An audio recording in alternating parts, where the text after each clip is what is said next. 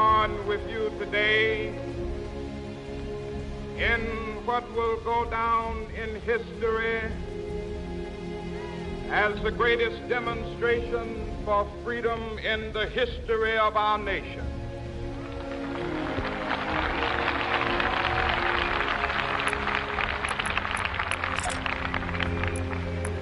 Fourscore years ago, a great American in whose symbolic shadow we stand today signed the Emancipation Proclamation. This momentous decree came as a great beacon light of hope to millions of Negro slaves who had been seared into flames of withering injustice. It came as a joyous daybreak to end the long night of their captivity. But 100 years later, the Negro still is not free. 100 years later, the life of the Negro is still sadly crippled by the manacles of segregation and the chains of discrimination. 100 years later, the Negro lives on a lonely island of poverty in the midst of a vast ocean of material prosperity. 100 years later, the Negro is still languished in the corners of American society, finds himself in exile in his own land. So we've come here today to dramatize a shameful condition. In a sense, we've come to our nation's capital to cash a check. When the architects of our republic wrote the magnificent words of the Constitution and the Declaration of Independence, they were signing a promissory note to which every American was to fall heir. This note was a promise that all men, yes, black men as well as white men, would be guaranteed the unalienable rights of life, liberty, and the pursuit of happiness. It is obvious today that America has defaulted on this promissory note insofar as her citizens of color are concerned. Instead of honoring this sacred obligation, America has given the Negro people a bad check, a check which has come back marked insufficient funds.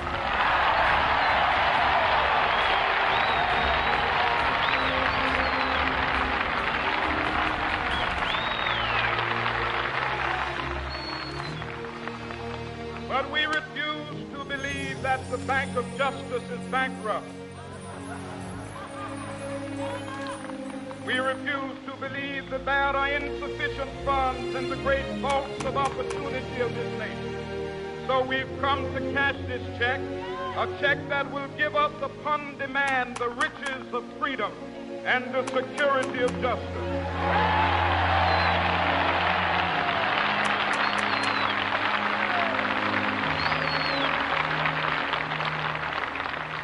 We have also come to this hallowed spot to remind America of the fierce urgency of now. This is no time to engage in the luxury of cooling off or to take the tranquilizing drug of gradualism.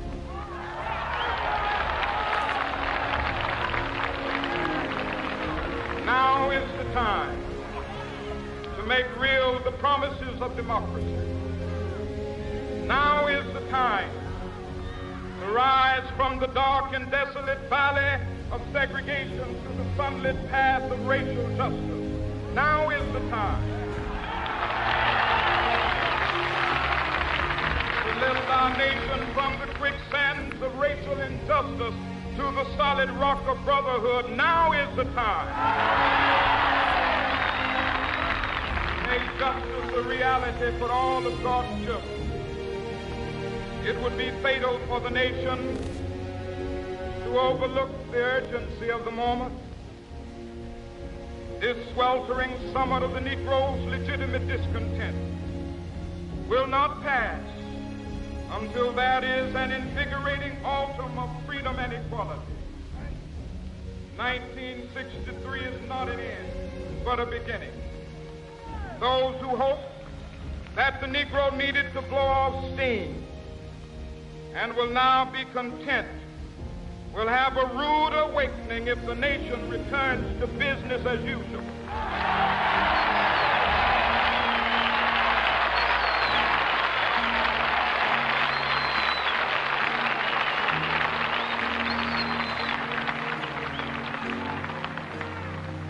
There will be neither rest nor tranquility in America till the Negro is granted his citizenship rights. The whirlwinds of revolt will continue to shake the foundations of our nation until the bright day of justice emerges. That is something that I must say to my people who stand on the warm threshold which leads into the palace of justice. In the process of gaining our rightful place, we must not be guilty of wrongful deeds. Let us not seek to satisfy our thirst for freedom by drinking from the cup of bitterness and hatred.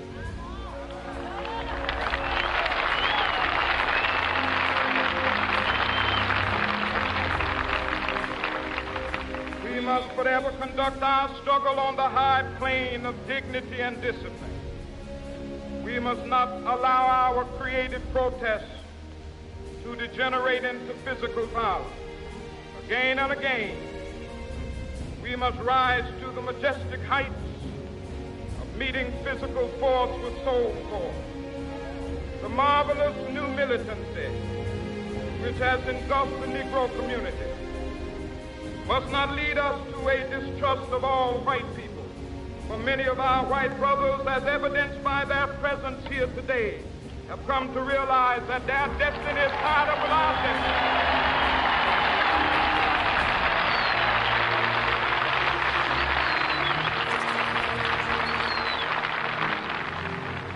They have come to realize that their freedom is inextricably bound to our freedom. We cannot walk alone. As we walk, we must make the pledge that we shall always march ahead. We cannot turn back. There are those who are asking the devotees of civil rights, when will you be satisfied? We can never be satisfied as long as the Negro is the victim of the unspeakable horrors of police brutality. We can never be satisfied as long as our body is heavy with the fatigue of travel, cannot gain lodging in the motels of the highways and the hotels of the city.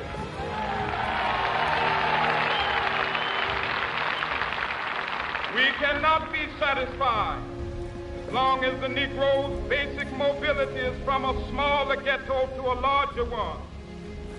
We can never be satisfied as long as our children are stripped of their selfhood and robbed of their dignity by signs stating for whites only.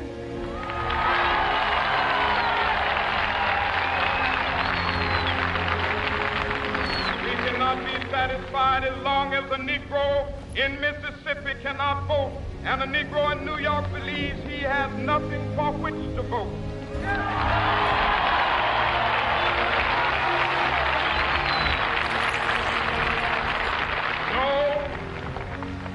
No, we are not satisfied, and we will not be satisfied until justice rolls down like waters and righteousness like a mighty stream.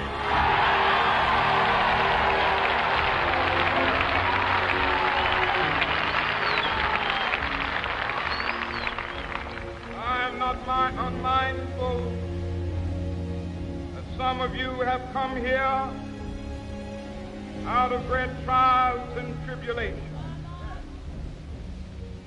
Some of you have come fresh from narrow jail cells.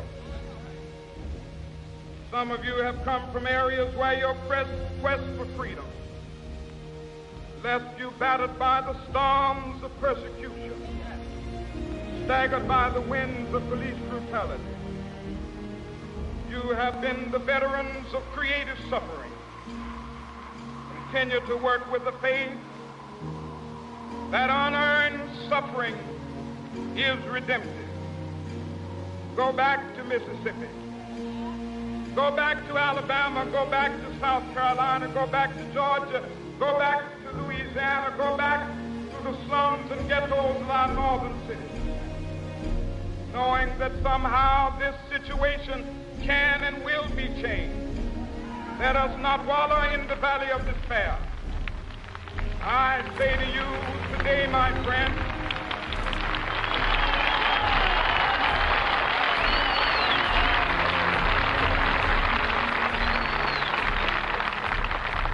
so even though we face the difficulties of today and tomorrow, I still have a dream. It is a dream deeply rooted in the American dream. I have a dream that one day this nation will rise up, live out the true meaning of its creed. We hold these truths to be self-evident, that all men are created equal.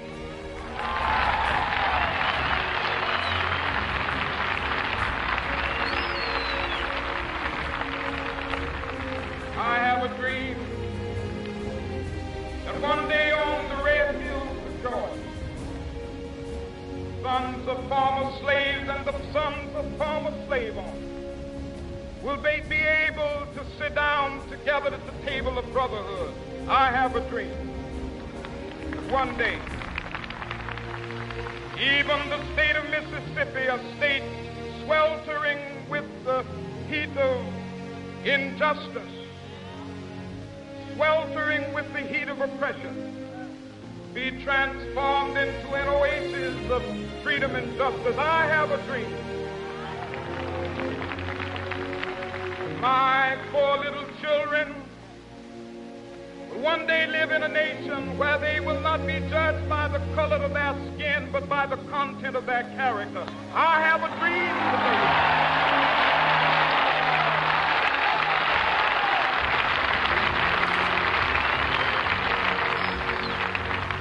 I have a dream that one day down in Alabama, with its vicious racists, with its governor having his lips dripping with the words of interposition and nullification, one day right there in Alabama, little black boys and black girls will be able to join hands with little white boys and white girls as sisters and brothers. I have a dream today.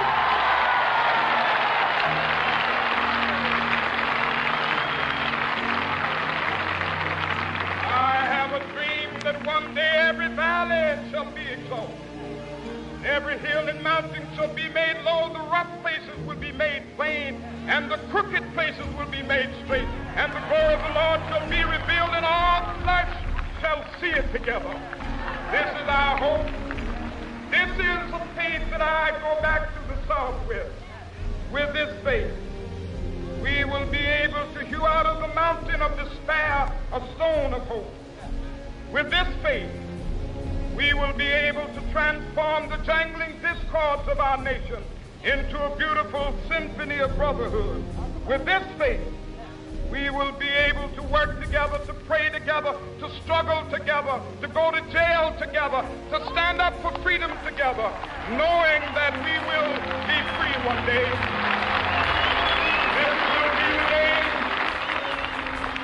This will be the day when all of God's children be able to sing with new meaning, my country, tears of thee. Sweet land of liberty of thee I sing. Land where my fathers died, land of the pilgrim's pride. From every mountainside, let freedom ring. And if America is to be a great nation, this must become true. So let freedom ring from the prodigious hilltops of New Hampshire. Let freedom ring from the mighty mountains of New York. Let freedom ring from the heightening Alleghenies of Pennsylvania. Let freedom ring from the snow-capped Rockies of Colorado. Let freedom ring from the herbaceous slopes of California. But not only that, let freedom ring from Stone Mountain of Georgia. Let freedom ring from Lookout Mountain of Tennessee. Let freedom ring from every hill and molehill of Mississippi, from every mountainside. Let freedom ring, and when it happens, when we allow freedom ring, when we let it ring from every village and every hamlet, from every state and every city, we will be able to speed up that day when all of God's children, black men and white men, Jews and Gentiles, Protestants and Catholics, will be able to join hands and sing in the words of the old Negro spiritual, free at last, free at last. Thank you for watching. If you like what you see, please like and subscribe. Thank you all.